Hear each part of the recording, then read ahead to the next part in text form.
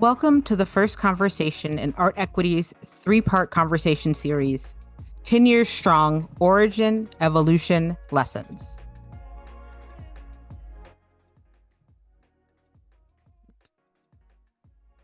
Today's conversation is part one, Origin, focusing on the stories that forged artEquity's beginnings. We'll look at early questions, key partnerships, and pivotal moments in conversation with folks who helped guide artEquity's direction and impact over the last decade. I would like to invite our participants, Leslie Ishii, Artistic Director, Perseverance Theater, Mica Cole, Executive Director, Timeline Theater, Michael Robertson, Deputy Director, artEquity, and artEquity's founder and Executive Director, Carmen Morgan, to introduce themselves and begin today's discussion. Hello, everyone. I'm Leslie Ishii. I'm so honored to be invited to this conversation, this celebration of artEquity's 10th anniversary as we remember its origins. I'm grateful to have been on the original artEquity facilitation team. I go by she, her pronouns, and I am tuning in from the sacred homelands of the Aklanan, Anahya Andganye, Anklinkaranin, and I invite those tuning in to take a moment for yourself to acknowledge those homelands where you are residing and how you can be a thoughtful caretaker of the land, air, sea, and community where you are located. Chinan. And now I invite my dear colleague, Mica Cole, to introduce herself. Thank you, Leslie. Hi, everyone. I'm Mica Cole. My pronouns are she, her, and I'm coming to you from the land of the Council of Three Fires, also known as Chi-Town, Chicago.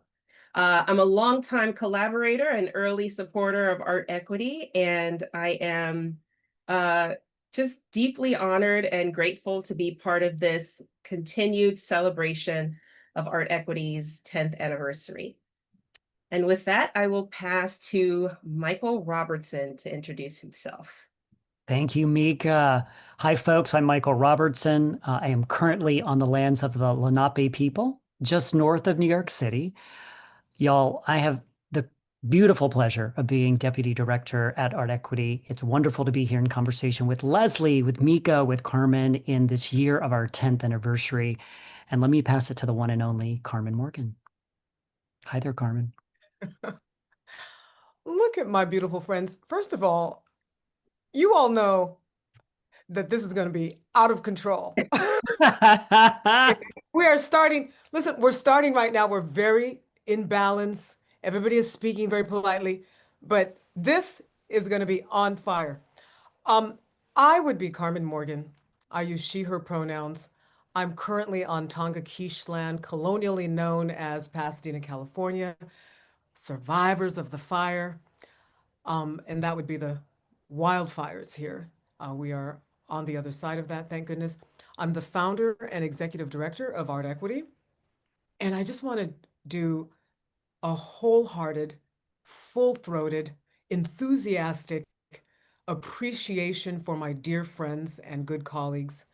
Leslie Ishii, thank you for carving out time to be here, and thank you, sister friend, for over 13 years of collaboration. Mica Cole. There is a book that we need to write together about those OSF years. Thank you for being here, carving out time. You're so busy, your busy schedule. So appreciate you. And of course, Michael Robertson. I can't even say your name without laughing because there are so many Michael Robertson stories. Where do I start? Where do I start? And we won't be able to even touch upon any of them for this, okay? Because we just, from the hair pat to the, I can't. There's so many. But Michael, thank you for, it's what, 13 years now of collaboration, of building this incredible organization, tool, resource, vehicle together. So this is just one of many touch points for us to talk about what it's like being in community together and being in work together. Listen, if we had time, because I know we have a whole nother agenda, but this right here would be a really good beginning of a conversation on how do you sustain long-term friendships?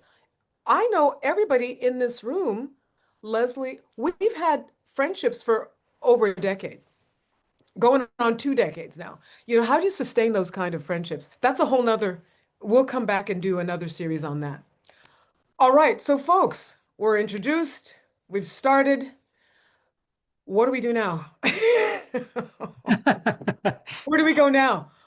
Michael, whenever I don't know what to do, I say, Michael? Well, we called it Origin. You think we could start there? Like, what was the impetus for artEquity? Some people know, but a lot of people don't. What was the start? Well, who's going to answer that one? That's you. You started it. Who else?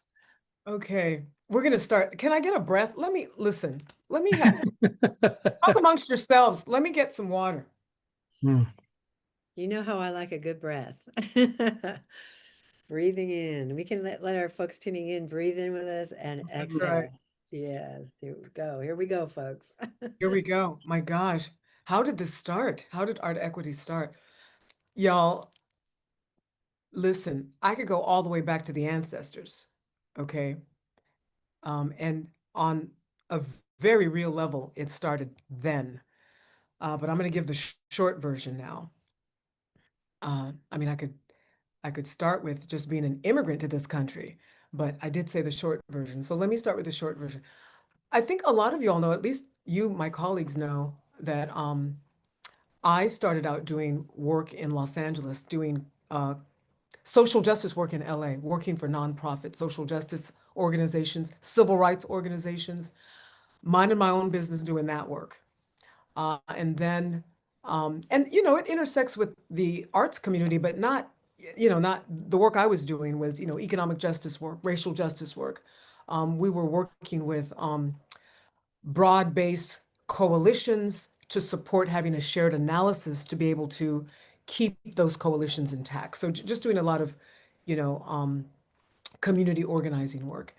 And then I remember just getting called to work with the arts community to do, somebody had heard about work that I was a part of doing in Flint, Michigan. We were building a racial justice initiative in Flint, Michigan. And so somebody who had worked with that left and went up to the Oregon Shakespeare Festival. And around the time that Bill Rausch had gotten to OSF and wanted to deepen that work, they had been doing work for many years. I think that back then it might have been called diversity work. Maybe then it had evolved to diversity and inclusion work. But I do remember getting, folks from OSF reaching out, I believe at Bill's direction, and starting a conversation there. So it really started, the arts connection started with the Oregon Shakespeare Festival under Bill Rausch's leadership. And Paul Nicholson was there too. I'll never forget Paul Nicholson and Bill Rausch under their leadership. So started working with the Oregon Shakespeare Festival and then started working with other theaters in particular. I remember Portland Center Stage, Cow Shakes, and I don't even think Cow Shakes is around anymore. But started working with more and more theaters. And then I remember Dafina McMillan calling from TCG. But I think, yes, I think it was Dafina McMillan. Some of this blurs now because I also remember you, Leslie. I remember you and Sharifa Joka talking about a proposal dealing with racism in American theater. And then I remember Dafina reaching out. I can't remember which one came first, but suffice it to say, coming to the arts was by an invitation, one that I had not designed, but one that I'm grateful for, and I haven't looked back. I haven't looked back since. But yeah, Leslie, I want to pull you into this because when did you and I begin working together? Yeah, I love that you just ran down those events that happened, how that occurred, because it spurred my thoughts. Well, I believe that I look back, I was at OSF doing my assistantships and directing. And that's when I met the dear Sharifa Joka, who was then the new program director for the FAIR program. Fellowships, assistantships, internships, residencies is what that acronym stands for. And she introduced me to you because we started thinking the next TCG conference was coming around. And I believe the theme was model the movement. And we're thinking, models. What? And so then Sharif was like, we got to call Carmen Morgan. Let's call Carmen. And I remember sitting in a room where we got to have kind of a conference call. And I think there were a couple other artists in the room, but we started to look at how do we propose a panel around ending racism. And I remember there was one title we proposed, and they said, "Can you make it sound a little more something basically nicer?" And we're like, "What? How do you say end racism in a more clear way?" So, but we ended up with the title of that panel, basically ending racism in the American theater field. And then they think we were off to the races, Carmen. That would have been, you know, how we have our national conferences with TCG in the spring. I believe it was by that next fall, you were contacted by TCG to facilitate that fall forum around anti-racism, equity, inclusion work. And Libby Peterson and I assisted you. And that's when I believe we met you, Michael, because that brings leaders together, right? Largely artistic directors, managing directors, and even board members. And then, if I remember correctly, by the next TCG conference, we were in Dallas, I think, and there was a pre-conference, and that was the first ED&I kind of larger, um, workshop. And I think that led to their ED&I Institute, the TCG ED&I Institute. But please correct me if I'm wrong, because Carmen, um, can you, following that, can you tell us about what actually led up to the first facilitator conference then? I think I might have evoked that. I, I'm, I'm so glad that we're having this conversation to just because if we wait another few more years, the memory is going to totally be totally gone on this. And thank goodness we have written some of this stuff down, and we can Can you always go all back to use, TCG. Yeah. can you all use years? Because I'm trying the timeline. Yeah, good I question. Just can't remember the years. general years. What? I know I when. Go ahead, go for it, Michael. So 2012 is a pivotal year. That was that fall forum because you all asked me to be a table facilitator and y'all put me with like the head of TCG, the head of three major theaters, and you're like, you can handle this. Go handle that table. And I was like, who are these people? So that was 2012. So it must mean the Institute started in 2013. And I want to insert something in for all the viewers and ourselves. We're still not called artEquity yet, y'all. That name doesn't exist yet in this chronology. That comes up with the first facilitator training. So does that help, Mica, in terms of Yeah. us in time? So Dallas was 2013, right? I think it was because I missed that conference. I was pregnant with my twins at that time, right? So that was 2013. That's right. Yeah. Okay. Yeah. And I think so. We're just going through the how we all kind of coalesced, how we all met each other. The uh, Leslie Ishii of it, and then you and I remember that proposal. And Leslie, you were being very gracious here because it was very specific. It was racism in the American theater, and the pushback was, "Hey, can we just talk about it without using the word racism?" Oh, that's right. We That's were right. like, Like, "No, it doesn't feel like we're going to be able to do that. I think we're going to." no. A little racism here in the title, given that it's in the field. Hello. Hello. Yeah, I so do remember that. I do remember that for sure. And I remember those early conversations. One of them, I remember we were in the basement, and then eventually we were like, okay, we're on the big stage now. We can actually have this conversation as a plenary session. But yeah, those were some of those early, and you just know who your people are. I have to just say this, you know who your people are early on because some folks are very comfortable capitulating, like, oh, well, just to get, but I just remember that conversation, Leslie, with you. It was really clear, like, no, we're not gonna be able to do anything without naming the thing. So, and this is just a conversation, people. You'll be okay. You'll be okay. We're just having a discussion. Baby steps. So yeah, that I remember. And because we both lived close to each other, you were in LA at the time. This was before Perseverance. We became fast and furious friends. All totally. right. So where are we now in the story, Mica? thank you for tracking the timeline. Oh, so we've had the first proposal submitted to TCG where we were going to try to, where the name was Racism in American Theater. That was 2012, right? I believe. And then by the fall of that year is a conversation at the Fall Forum, if I'm not mistaken, 2012. And then by 2013 is the launch of that Equity, Diversity, and Inclusion Institute with TCG. Yeah, that's my understanding. Okay. All right. So that's the timeline. Michael, is there anything you want to add to this? Or should I?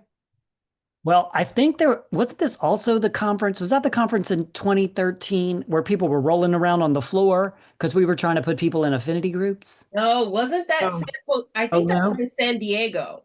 Oh, okay. San Diego was I want to say 2014. Okay. I skipped ahead. I just remember that visceral reaction to those affinity groups. That's right. Yeah. I remember that too. I remember that too. Yeah. So Carmen, let's get back. So that institute is going on 2013, 14, 15. Yeah. And then how do we get to that first facilitator training that fall of 2015, which is the thing we called artEquity? That was what you called artEquity. How did we get there? Well, this is helpful though, because what we're naming is the backdrop. We're naming the context, and what's bubbling up around is these conversations happening. They're happening in theaters. They're happening at national conferences. They're happening at the Fall Forum. So that's the backdrop. And I do remember individuals actually reaching out to me, because by now, more and more conversations are happening with more and more institutions, foundations. And by conversations, I mean, this conversation around equity, diversity, and inclusion. Meanwhile, in my regular 9-to-5 job life, I'm still working in Los Angeles doing community organizing, and I'm still doing that full time and still working sort of on the side with these arts folks, these fun-loving arts folks. And I remember getting requests, certainly from institutions, but also more and more requests from individuals saying, well, what if I'm not with an institution? I'm an artist. I need these skills and these resources too. It seems to me that if you're only locating this work inside of institutions, you're missing this whole other, community of folks. And I remember thinking, oh, good point. Absolutely. And I wanted us to, because there was always an us. There was always, Leslie, as a thought partner, the folks at OSF as thought partners. We were always in community and in conversation. And I wanted us to think about how to do something for the field, for individuals, that was not cost prohibitive. Because I know what we were doing with organizations, it was fee for service, as it should be. It was fee for service. But go for it. Go for it, Mica. I want to give a little bit more backdrop.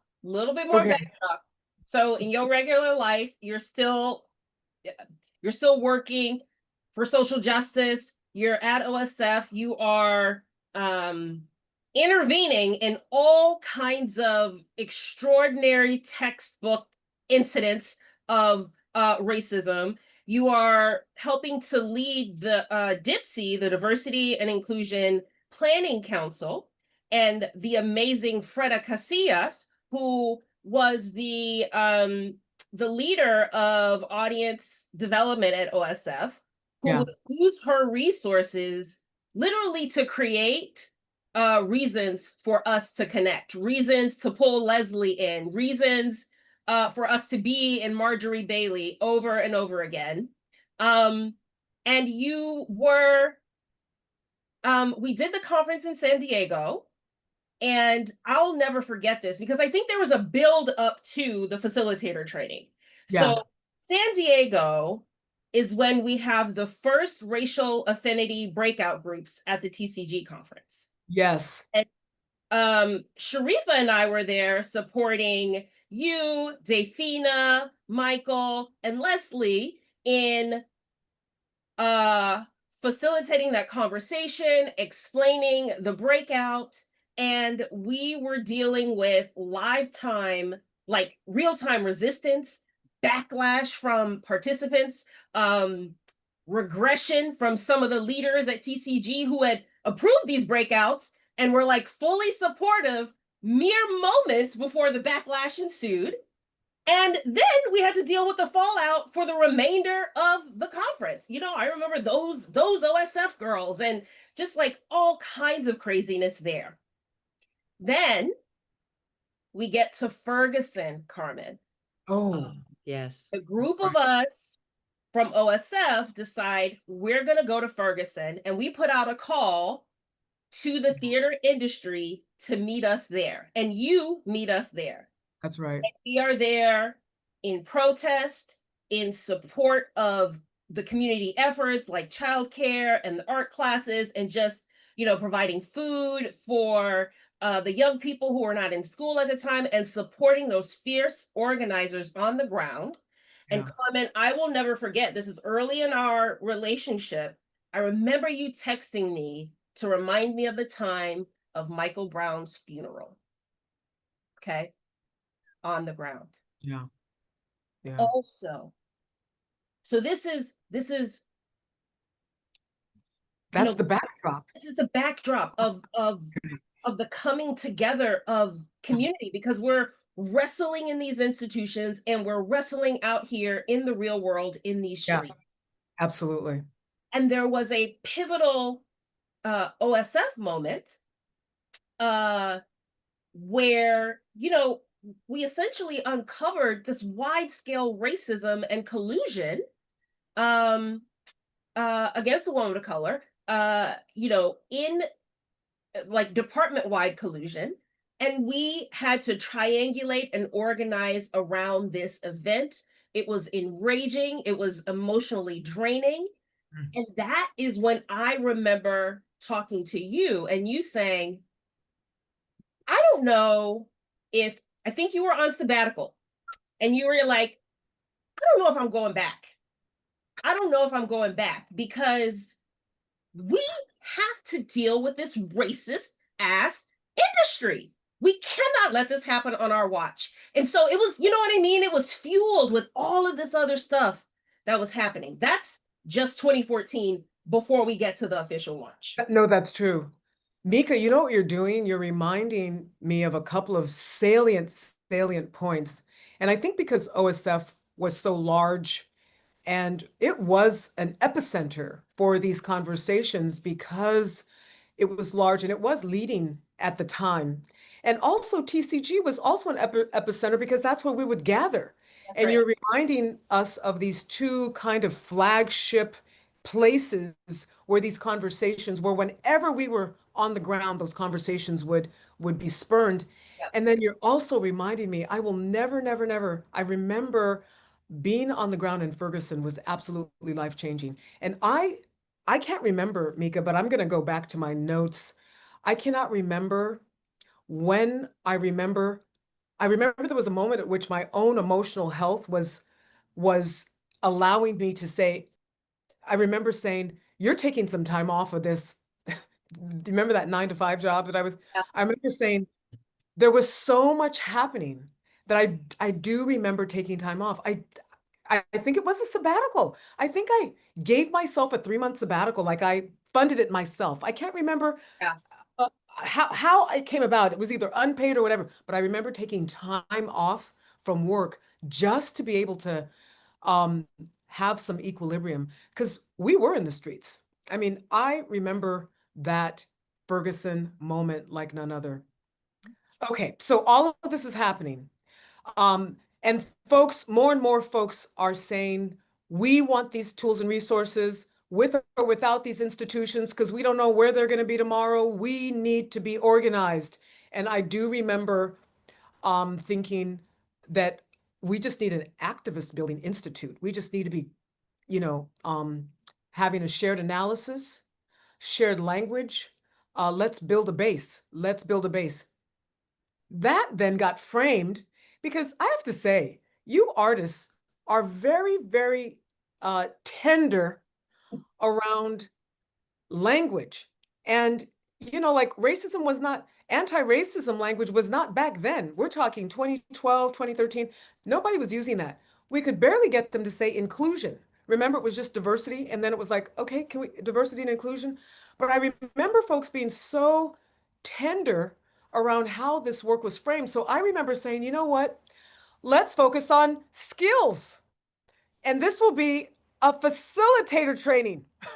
Really, this is going to be, let's build a base here, folks. We're going to do some, if this could be an activist factory, then let it be so. Let it be so. Let's get these folks up in here, get a clear power analysis, understand how power is operating and what your role is in changing the dynamic, trying to equalize power.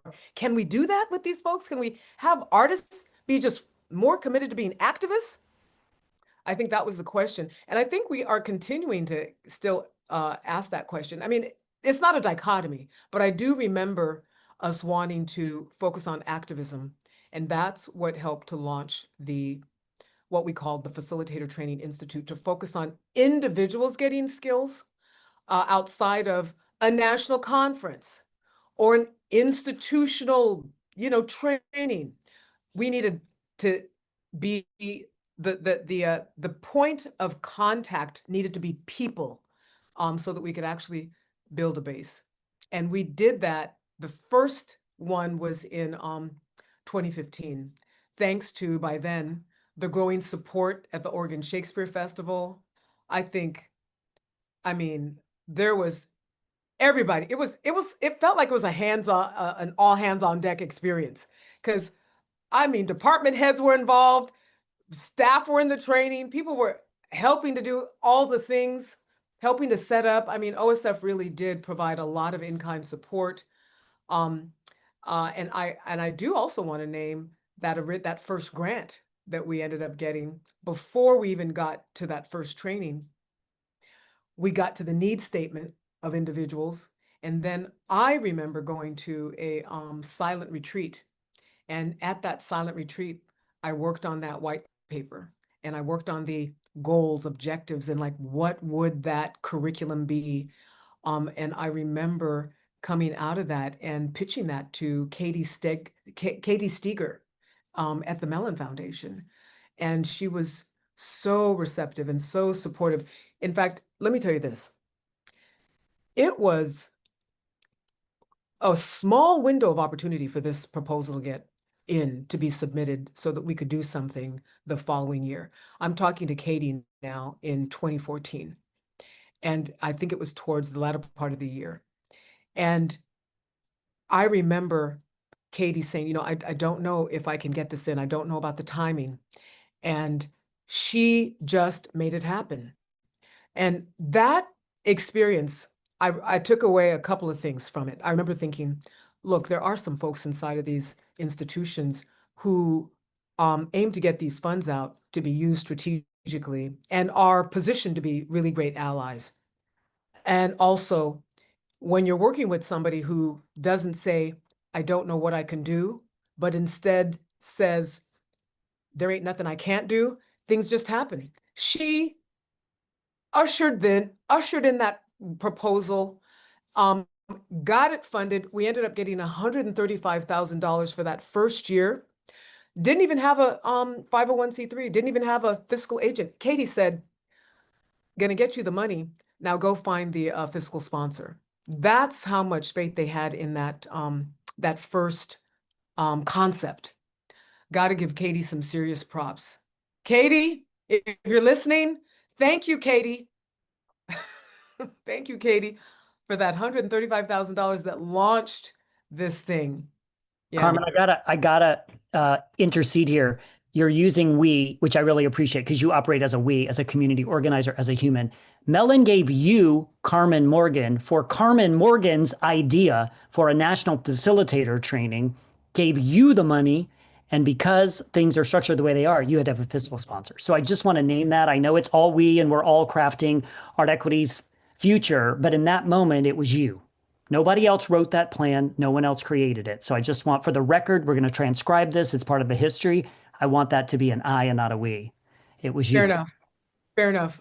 Fair enough. I appreciate that. But you already heard Mica speak to this and Leslie speak to this, that base of support that was building. We were working already so collaboratively, and we really were a really good, tight-knit community of support. So it did feel like a we to me. It did, because I was not doing anything alone. And in fact, the we was so consistent that after we got the grant, uh, I remember several people saying, you know who you need to hire? You know who you need to reach out to? Nigel. Nigel Porter at the time, but Nigel X now. But several people said that Nigel Porter is who you need to help bring all this together. The very first person hired outside of, I don't even know if I was hired because I think I was working as an independent contractor, but the first person hired uh, for this thing called artEquity, before we had a logo, before we had a name, was Nigel X, the very first. And then right behind Nigel was Hannah Fenlon. And we're all consultants, mind you, just getting things done for this first launch of the facilitator training. And then I remember thinking, well, who's going to be the facilitation team? And I pulled in Leslie, because Leslie, we were already working together from Fall Forum, pulled you in. Lydia Garcia, who was Yep. already at OSF, working and doing stuff at OSF. Ty Defoe, who I remember meeting at TCG, was an intern. I can't even Right. picture Ty Defoe as an intern right now. But Ty Defoe back then was an intern at TCG, pulled in Ty Defoe. And then none other, the one and only Michael Robertson. We pulled in Michael, who was at the time at LARC, New Play Development Center, and was already working with us through the Institute. We pulled in, those were the 5 original national facilitator trainers, the OGs. Leslie Ishii, Lydia Garcia, Ty Defoe, Michael Robertson, and me, the 5 of us. For a good 5 years, inseparable, running around doing national facilitator training. Yes. So that was it, 2015 at the Oregon Shakespeare Festival. All of that support, what was happening in the world around us. Black Lives Matters had launched and was on the ground. OSF, after Mica got there, Sharifa got there, was building a base. Freda Casillas was there, was really building a base of folks with positional power who could anchor and support Bill's vision for anti-racism. All of that's happening. And then we launched that first facilitator training in 2015. Woo, in that Marjorie Baylor, and that room was packed. Michael, do you remember who some of those participants were from that first 2015 training at the Oregon Shakespeare Festival? Y'all, we were like some sardines up in that room. There were like 41 participants, 5 facilitators trying to make a circle. Y'all, it was too much. It was too much.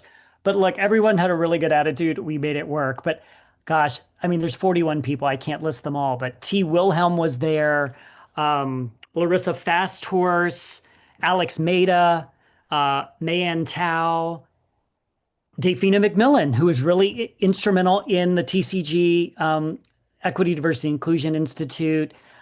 Right. Oh gosh, now I get all the cohorts mixed up. Godfrey, I remember Godfrey was there. Yes, Godfrey was there. Godfrey was there. It was a lot. It was a lot of people. It was packed. Yeah. SK Carastas. Yeah.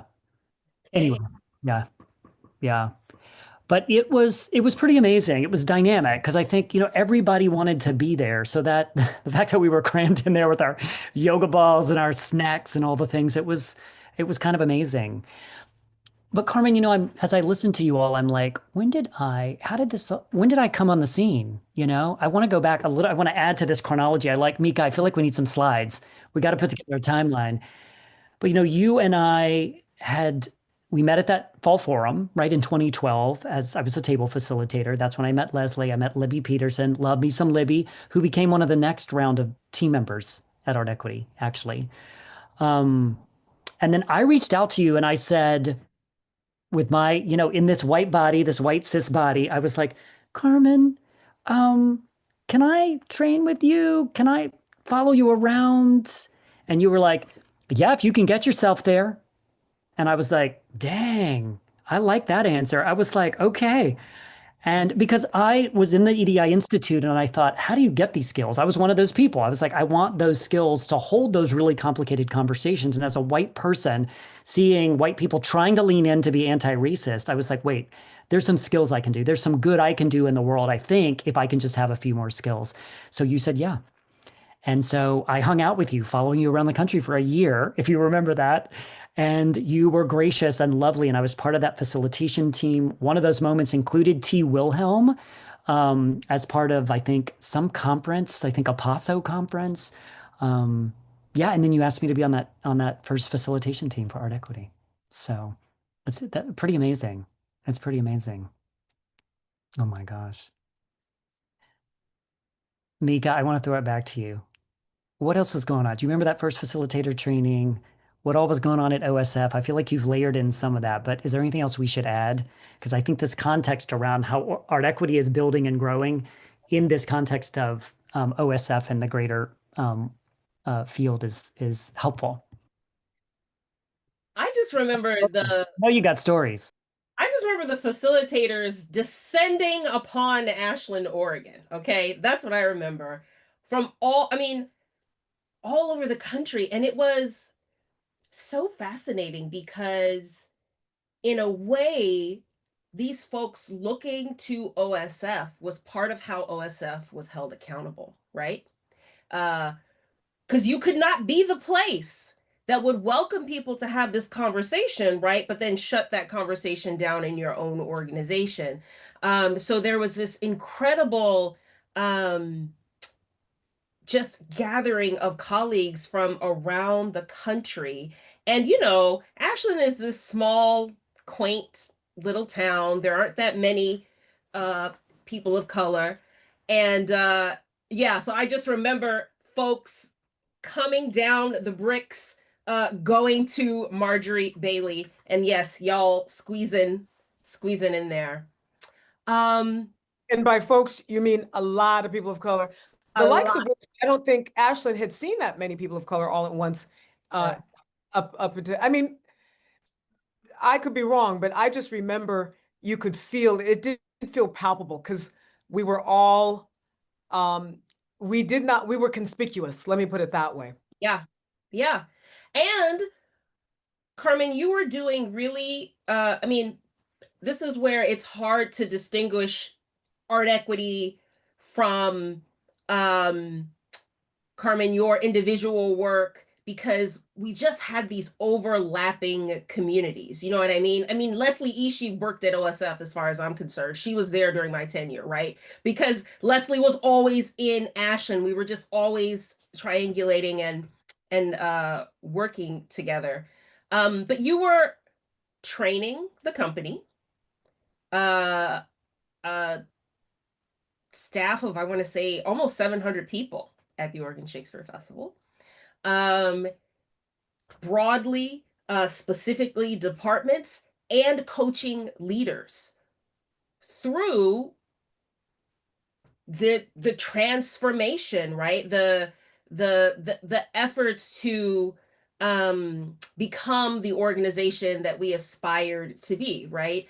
And through growing pains and really, really difficult moments. I remember, first of all, I feel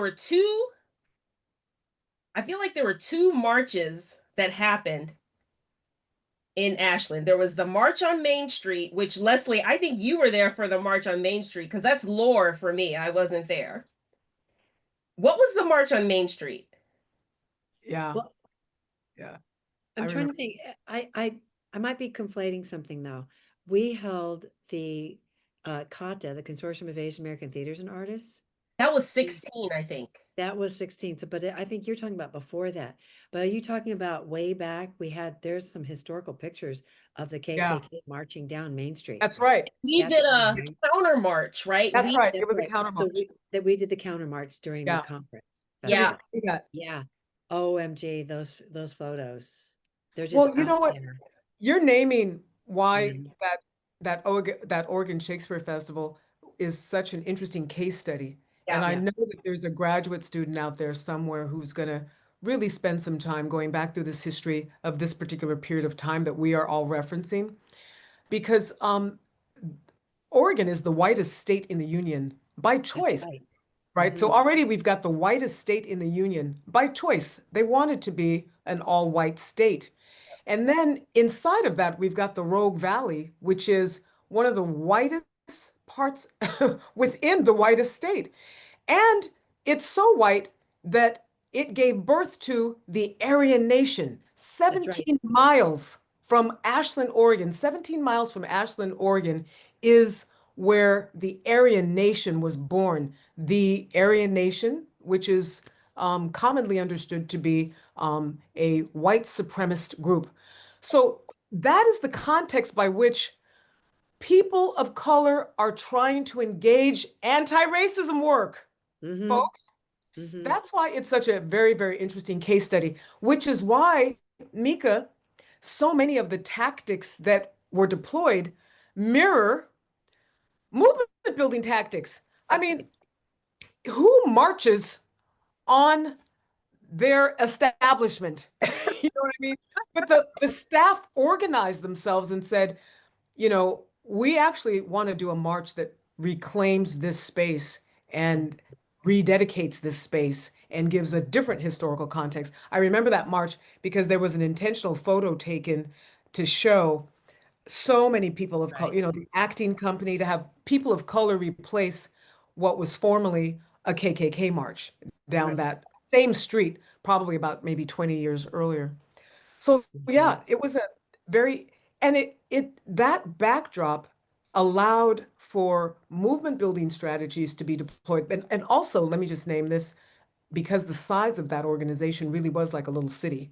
Yeah. It, you can't do any kind of culture change without really thinking about, well, how do we build a base here inside of this organization? And many of those models, those OSF models, have been strategically used in other places and other organizations. So thank you, OSF. Yeah, it's the largest employer of that region, if I remember, until some of the other corporations come in, but right there in Ashland for sure, to your point, Carmen. So for them to be the driver made complete sense.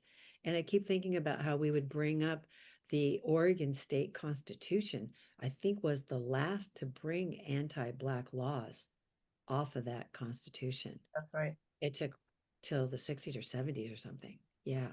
Yeah. So how It interesting. also it reminds me that the work that was happening was so layered, right? Because in addition to working with the folks inside of OSF, we were holding the police chief accountable. We were we were going to legislators, we were going to businesses. I remember the business that had was it Little Black Sambo? It was something Yeah, Yes. profoundly offensive. it's a The racist bookstore. bookstore. Yes, Yeah, that's a boycott, and all of the press that came with it, right? So there was no world in which, and I feel like Carmen, the your ethos, community organizing, social justice ethos really helped us build a layered strategy, and those strategies would end up as part of the artEquity um, training, because we couldn't just address the issues within our institution and ignore the issues that were happening outside of our building. I yeah, remember that year we had folks spray painting swastikas on OSF property, posting, really anti-Semitic things online, and then like hanging up flyers. And we had to address all of that while doing the work inside.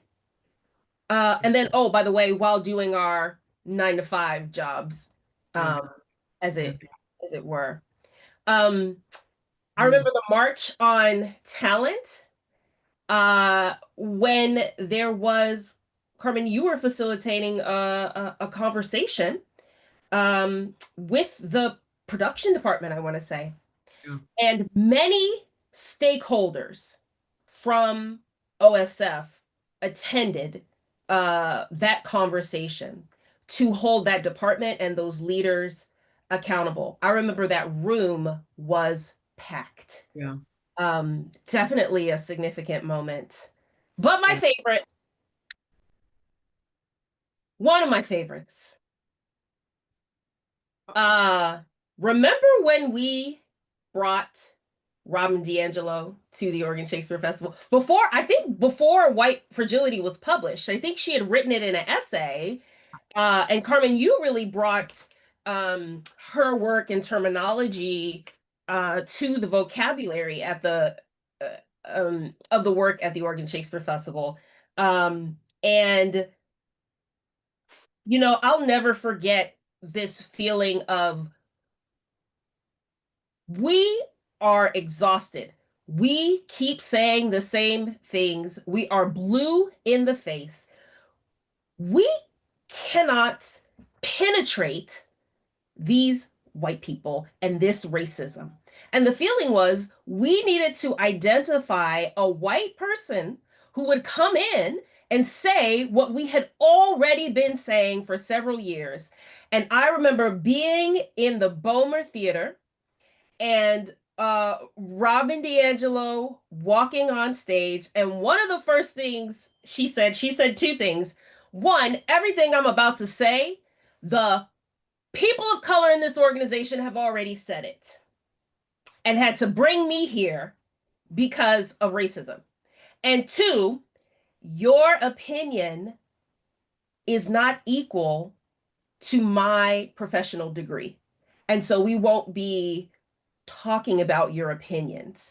And it was just like, it was a watershed moment facilitated by all of this work that we were doing. I'll never forget it. I was in the back. I remember actually somebody complained about this because I was in the back and I was eating popcorn. And I remember that someone had Resting. You were resting. It was I was like, let Robin handle it. And I remember someone sent Bill an email and they were like, we think it's inappropriate that Mica is sitting in the back eating popcorn during this discussion. But that's where we were. Listen, Leslie, I know you'll remember this because I'll tell you again why OSF is such an incredible case study, because I remember starting to work there when pretty much the management team was pretty much all white. And then at some point in time, it was more people of color, so it was actually changing.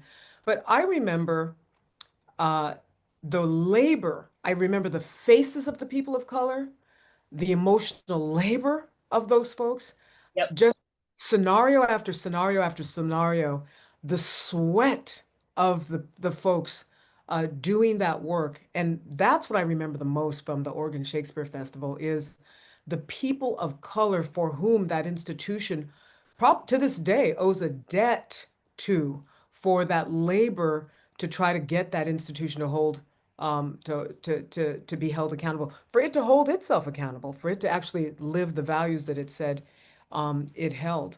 And I want to just close out this piece about Robin DiAngelo because, yeah, before she became this national situation, she was at the Oregon Shakespeare Festival talking about white fragility before she wrote the book.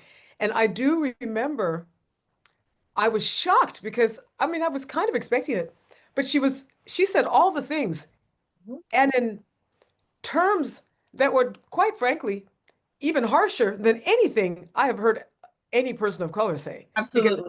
the people of color there would be like, well, it does feel like racism is in the air. Robin came out with, you all are racist, right?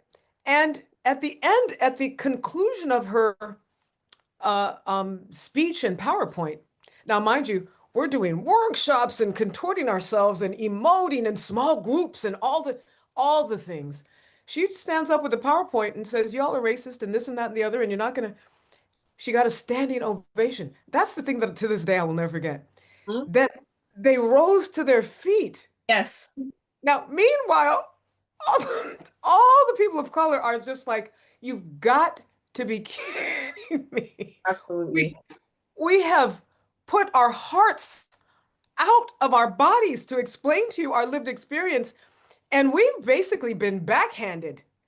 And we have been called every name but our given names. And Robin comes and she stands up and says, biff, bam, boom, and gets a standing ovation. I've never seen so many white people stand and ovate In unison, almost in unison. in response to being called racist. Yep. Anyway, folks, oh gosh. Mica, so we've got another whole book slash podcast to do. Because I have said some of the dearest friendships I've made was forged through that hard work. Because you're tested and you know who people are. You know who people are. You Yeah. know who you can ride with. Okay. Mica, I think you're good. Unless you want to Well, I'm just pass it off. it is very difficult to track all of this to artEquity. It was not a linear That's right. process by Yeah. any means. Yeah. But when you were clear that you wanted to develop this training, when did you know it was not just a training, but a whole ass movement? Like what was the moment that we knew it was a movement?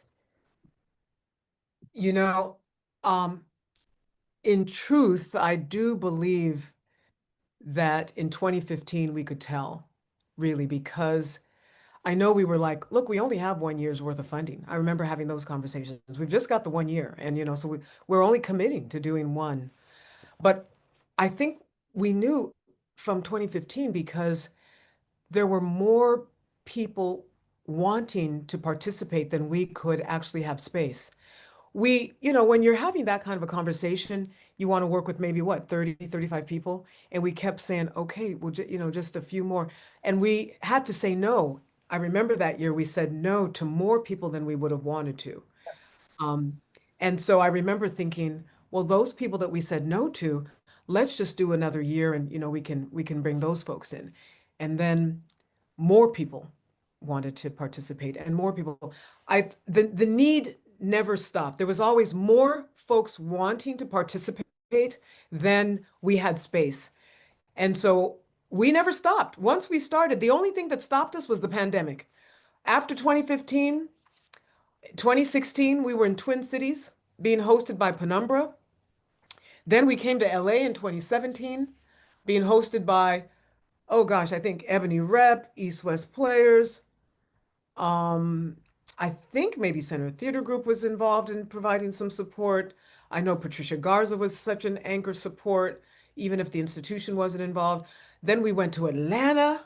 Oh my gosh, with True Colors as sort of the anchor. We always had like an anchor uh, organization. So from OSF to Penumbra to True Colors in Atlanta.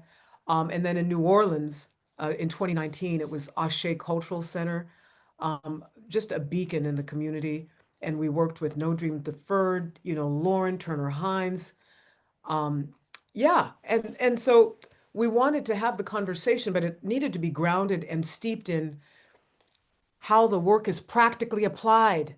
There ain't no theory alone, you know? So it was always, how is this being lived inside of institutions that we can respect and at least be in conversation with? And so we modeled that in every city. Yeah. And we didn't stop until the pandemic. And I remember saying, we're going to be on hiatus. And then so much more work, blossomed up, which we'll talk about in section 2. But for now, artEquity is up, fully launched, and doing annual national facilitator trainings. Now, Michael, once we got through that threshold, at what point did we stop becoming independent contractors? And at what point did we actually become, because we're artEquity with a website, with a logo, Yeah. and we're doing these trainings, but we're still not yet an organization. We're using the 501c3 now of first 1 year of Mhm. OS. And then I remember after that first year, we said, look, if we're going to be paying administrative fees, we need to be paying those fees to a Black arts institution.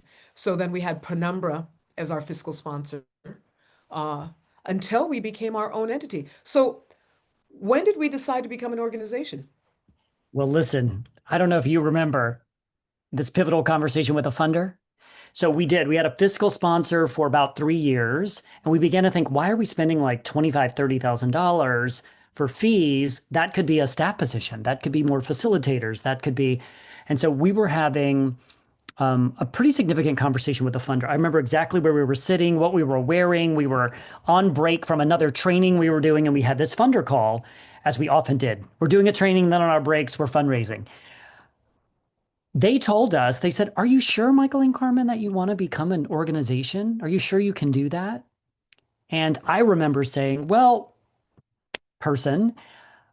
between Carmen and I, we have about 45 years of nonprofit management experience. We feel pretty confident that we can.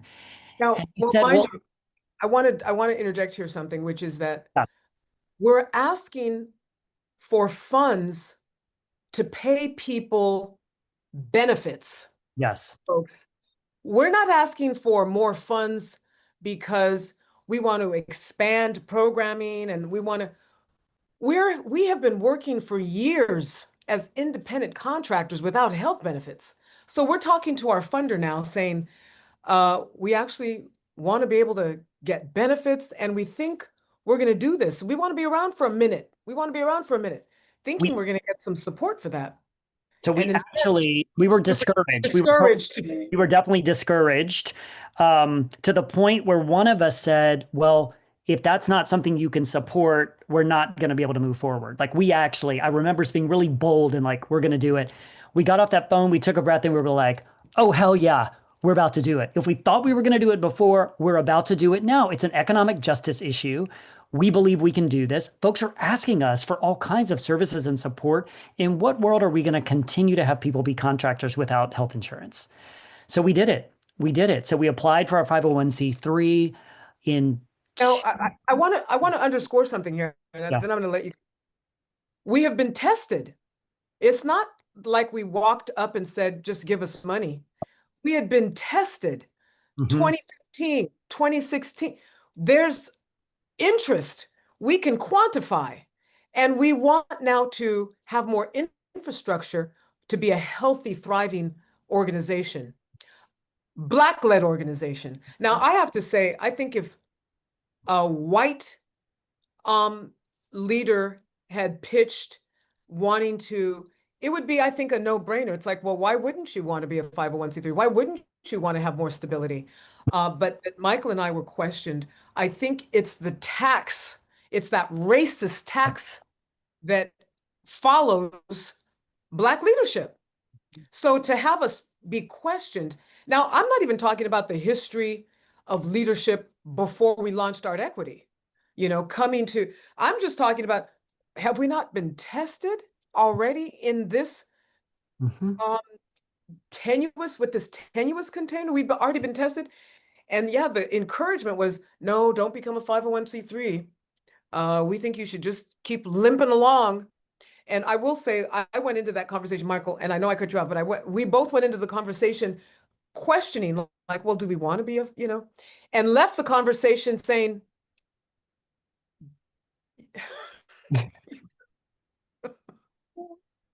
you better believe we're going to get this done.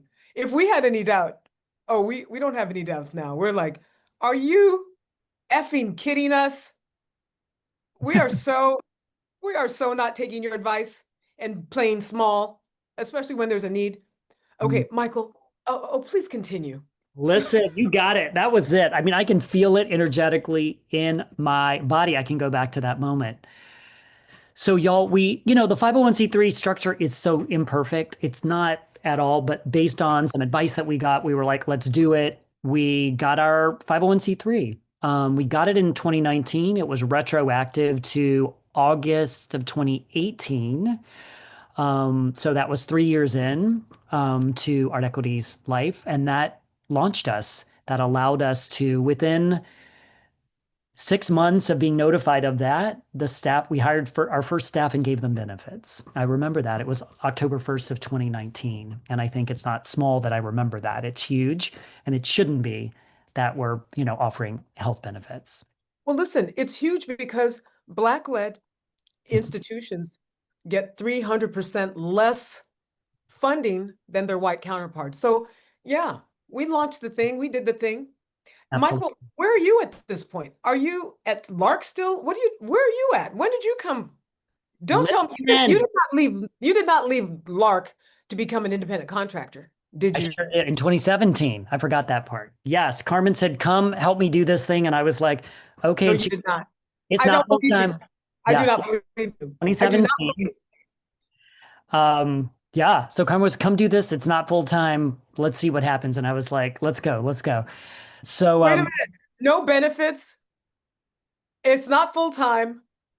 You're leaving a job but at that point you had been at Lark for 11 years and you're like, you said, yeah, I do not believe I lived through it and I still don't believe you did it.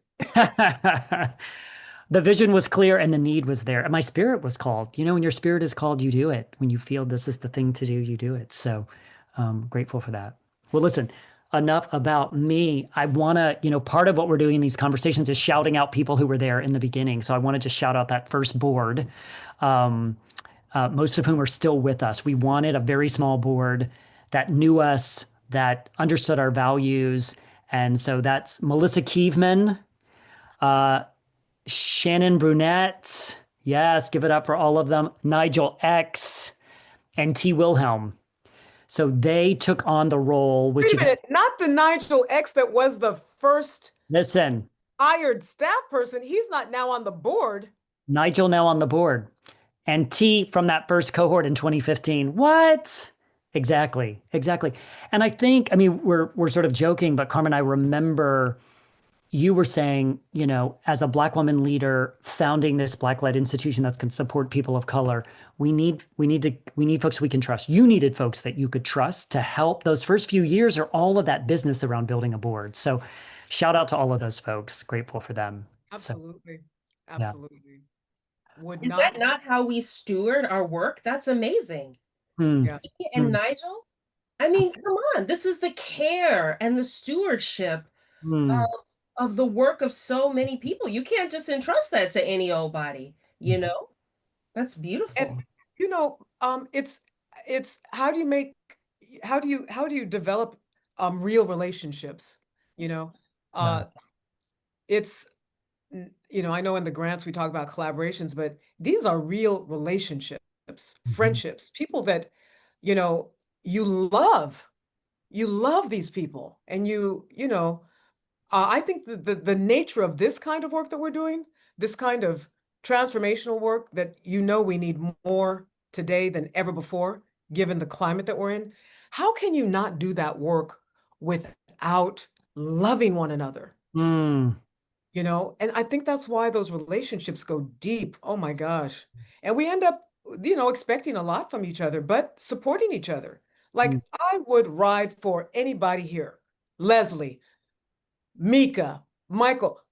I remember doing a training with Leslie Ishii when, in fact, it was that first training in 2015 where they were coming at us. We were hot, stuffed in that Marjorie Bailey, and folks were like, well, what about this? How come that's going wrong? We're like, and I was standing there by myself trying to address the room.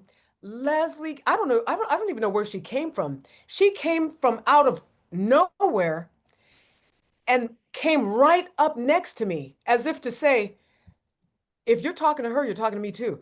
And then put her hand on my back. Didn't ask for permission. There was no consent back then. She just put her hand on my back as if to say, I got your back, Carmen. That's how we worked. And that's how we still work. Okay, y'all, how about this? Because there's so many stories. Okay, there's a lot of stories. Before we close out, though, before we do the official, wait a minute. Can we? Are we almost getting time to close? I'm the one that said we don't have an hour. We don't even need an hour. We can do this in 30 minutes. How much time have we been talking? We love a story. So here's what I'd love to do, Carmen, because you just told a great story. All right, can we go around? Do you remember when? And fill in the blank. Do you remember when? So I'm gonna start. Do you remember when we are in New Orleans and we kick Leslie out the car because we've got to get to Dom Alisi's po' boy shop before it closes, and Leslie's hemming and hawing. Does she want to go? Does she not want to go? Literally, Ty Defoe pushes her out the car. We shut the door and I hit the gas. I We remember. could not even believe that we had done that, that our stomachs and our desire for And we didn't look back. We didn't look back. We didn't look back. And if that's not building community, I don't know what is. Leslie, Oh, God. No, because Leslie was too indecisive. It was like, I gotta go get my this and my that. And it was Ty. Ty was the one who was like, close the door, folks. We've got to go. They were getting ready to close. And they have the best po' boy sandwiches in New Orleans. They were gonna close. Leslie doesn't hold it against us now. No, I don't. I think I was like, I'm supposed to be gluten-free, but if I go, I'll be cheating. I don't know. that's exactly what it was. We're gone. Leslie, we're gone. Leslie, you go. You go. Oh my gosh, now I'm tearing for all kinds of reasons. Oh, well, I have to say that time we were up, oh my God, it felt like the middle of the night, but there was long days, that first training. We were up to like 1 a.m. in that Marjorie Bailey room and that. And I just remember I had the role of needing to, pump up the yoga ball. So we all had different access needs and all the things and fulfilling that. And I would just listen to Beyonce blowing up those yoga balls. And it became my role. That became your role henceforth, because every time we did a training, Leslie was given the yoga balls to blow up. And it started that night in the Marjorie Bailey room. But I have to say, we didn't know any better then, because we don't work like that now. We cannot stay up at. Oh my gosh, Michael, what? There's Leslie with that yoga ball. All right. I have to add one more though. I have to add one more, Carmen. Okay. Carmen, I don't remember was the first or the second training, but I remember you looking around going, I have found my people. Being with artists, being creative, all your creative thinking coming forward, being affirmed, the vision, the movement, it's on, people. It's on, and you found this group that would just go with you. And I just remember saying, I found my people. And I just was like, oh, yay. That's right, Leslie, because, for a long time I kept saying like, well, I'm not really from the arts. I'm not really, I do community organizing with these people over here. But the thing about working within the arts sector, the level of enthusiasm, and I've never looked back. This community can do anything.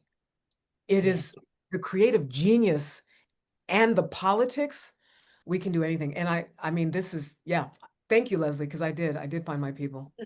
I have another one. In addition to the one that I shared about Leslie having her hand on my back when the participants were coming for me. And they needed to come for us, because we did do some things that, we didn't know it was our first. They needed to come for us. One big thing they had a problem with, it was like, why are we up here at this white institution? Well, because they've got resources? I don't know, because they have a debt to pay. Anyway, they were upset. So, but here's another one. Do you remember when we had to pack up our stuff and move from one venue to another in Atlanta because they would not allow us to have all gender restroom signs, right? I will never forget that. And we had talked about it before we even went there. And they, and we just basically said, well, then we've got to go. We've got to go. We could not stay there. That was that Atlanta training. And I still have I think a lot of us are still carrying around trauma from that. Yeah, but that's my, do you remember when? Yeah. Do you all remember the line of white people in 2013 2014 in San Diego at the conference when we, had the affinity groups and we broke out. Do you remember the line of white people coming to confess their ancestry to us? Do you remember the people were like, well, wait a minute. I know I say I'm white, but my great, great, great, great, great so-and-so was a person of color. It was as if there really were no white people at TCG. I mean, because everybody had some story about why they should have been in that room. Mica, and honestly, I remember finding out that people were part Asian, part Latina for the first time ever. And I think that they part of it is I think that they felt that they had been given permission now to really identify as people of color, whereas before, being strongly white identified was what was praised. And for the first time, they were like, I'm being locked out of this room because I've not claimed this part of myself. And some of it was just people were up to no good. Some folks were just going way back. yeah, some folks were up to no good, but some folks were like, you know what? Yeah. I am. And I actually am gonna, and I actually remember one person who said, listen, I am married to a Black man and I deserve to be in this room. And I can't remember whatever happened to that person. I cannot remember, but I do remember that is a fireside chat for another time. Okay. Can I just add one more thing about I that know, and I conference? have two. Okay, go. Okay, good. That Okay. conference, do you remember, Carmen? I couldn't stay the whole time, but we introduced the whistles. I do remember So that. we could be whistleblowers. Yeah. Yeah. And I was San we're going Diego. to I can't That was remember if it San was San Diego. Diego Yeah. It or, was San Diego. but I remember you all introduced the whistles. It was like the API posse. And Yep, yep. it was basically, because I remember Peter Quo said, Yeah. "Well, anytime we see racism, we're going to call it out." Those whistles were going off every other Whole time. hour. Those whistles were being blown. I remember the whistles. Yeah. Okay, Carmen, do you remember when we both got our hair done at the Black Hair Salon that the Oregon Shakespeare Festival built? You all, Result of all of our organizing. listen, that's a whole nother story too, No, it is. It's a part about Black women coming to that region and not having proper hair care, Yep. resources provided, etc. So much so that they'd have to fly to, they'd have to go home to get their hair done. Or some people said, look, I'll just shave I'll just cut my hair down and shave it down so I can, be here for the season. Yep. And us prioritizing, getting those resources. And when those resources came to Ashland, Oregon, other Black women that lived in the city said, we need those resources too. And so who knew OSF started a little Black beauty salon. I don't think it's still there, but they were the first. Oh, but it was there for a minute. There. And Michael, do you remember as Black women when we had our weave together? We had, do you remember when we shared that bond together? Don't. That's a different episode. That is a different. And the viewing audience does not have enough context. The viewing audience does not have enough context. Folks in the audience, suffice it to say, there has been so much joy, so much love as we've been fighting the good fight. It's pretty amazing. All right, y'all. I am tasked with closing. So Carmen has It's found. time to end already. You all, It I is. don't know how we feel this time. Okay, it's But time wait, to close. it's a good ending. It's a good ending. So Leslie, Mica, and I have conspired, maybe not conspired, collaborated on one final question for you, Carmen Morgan, founder of artEquity, here in the 10th anniversary of the thing that you founded. You ready? Yes. Oh my gosh. Okay. Leslie, can you go first? Yes. Okay, Carmen. Is there anything you would change or do differently? Oh my gosh, you all. Change or do differently.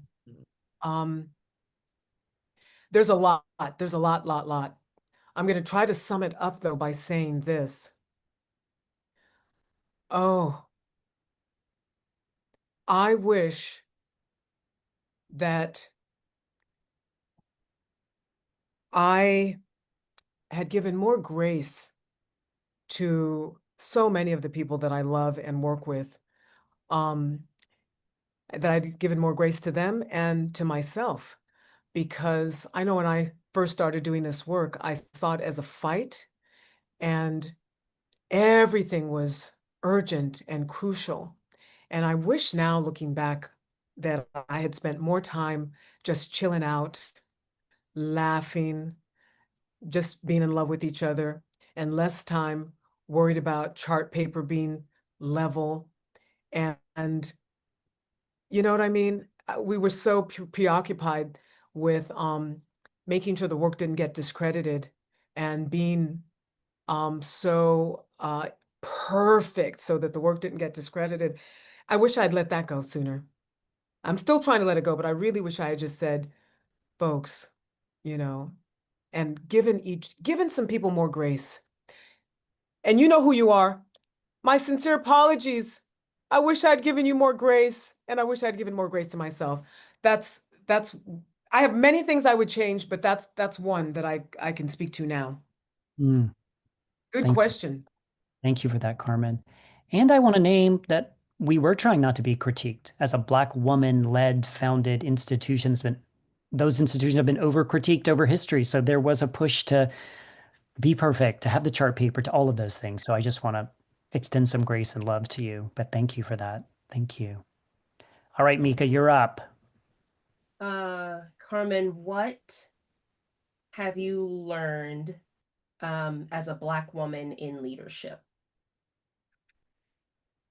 Oh my gosh. Wow, so many things. Oh, you all, I think I'm just going to focus on these two. Uh, trust yourself. Trust yourself, because folks will underestimate you. They'll come with a no first. They'll come with a prove it first. Trust yourself. Be solid. Rest in your wisdom and knowledge and faith that you've got this. Your crown has already been bought and paid for. The ancestors have already paved a way. Trust yourself. Trust yourself. And then I think the other piece I would say is Black people will support Black leadership. And so much of the unflappable, almost undying, inexhaustible support that I've ever gotten doing this work, speaking truth to power inside of some of these predominantly white institutions that did not want you there as a conspicuously racialized, dark-skinned Black woman, all the support I've ever gotten, the unmitigated support has been from the Blacks. It has been from the Black people, the Black folks. They come running. They come running to support. Love you, Black people. That's one of my lessons. Thank you. Thank you, Carmen. Thank you. All right. I'm going to ask the final question and also just pass to you for final words that you want to say as we close out, Carmen. But my question is, oh my gosh, as you think of the past 10 years, what are you most proud of? What are you most proud of?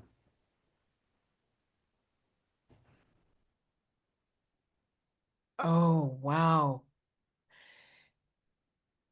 First of all, I do think it's a we. What we have a right to be proud of, I believe, is this incredible community. You all, we just do not know the ripple effects. And I get a glimmer of it from time to time, just showing up at a place and somebody saying something, or somebody giving a hug, or somebody sending a text, or somebody sending an email. What an incredible community. One that I think is emulating the beloved community.